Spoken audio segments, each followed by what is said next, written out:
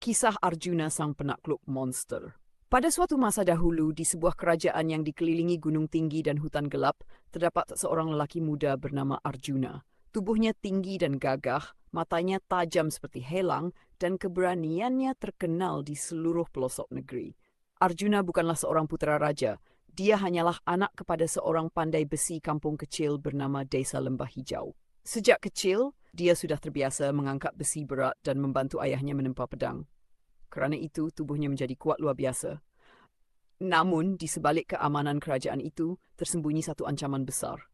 Di dalam hutan bayang hitam, tinggal sekumpulan monster menakutkan yang sering keluar pada waktu malam. Mereka merosakkan tanaman, menculik ternakan, malah menyerang penduduk kampung.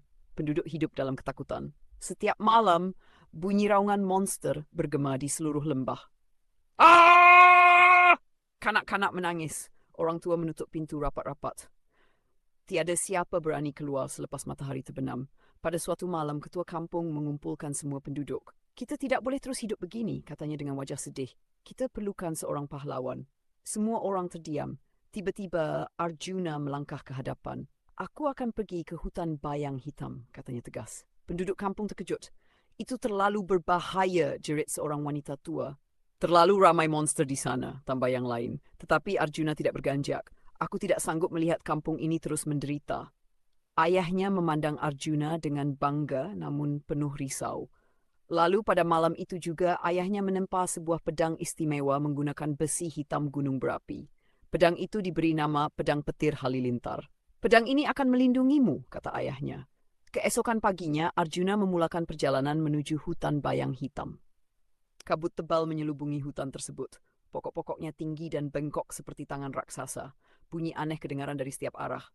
Namun Arjuna terus berjalan tanpa rasa takut. Tidak lama kemudian, seekor monster serigala besar melompat keluar dari semak. Matanya merah menyala, taringnya panjang dan tajam. Monster itu menerkam Arjuna dengan pantas. Tetapi Arjuna segera menghunus pedangnya.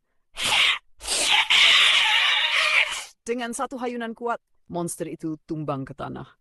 Namun itu baru permulaan. Semakin jauh Arjuna masuk ke dalam hutan, semakin banyak monster muncul. Ada monster berkepala dua, ada raksasa berlendir hijau, malah ada makhluk terbang bersayap hitam. Pertarungan demi pertarungan berlaku. Pedang Arjuna berkilau seperti petir setiap kali menebas musuh. Penduduk kampung yang diam-diam mengekori dari jauh mula percaya bahawa Arjuna benar-benar seorang pahlawan hebat. Tetapi jauh di tengah hutan, tersembunyi raja segala monster. Namanya Zargoth. Zargoth ialah monster raksasa setinggi pokok kelapa. Kulitnya hitam seperti arang. Matanya menyala merah seperti api neraka. Dialah yang mengawal semua monster di hutan bayang hitam.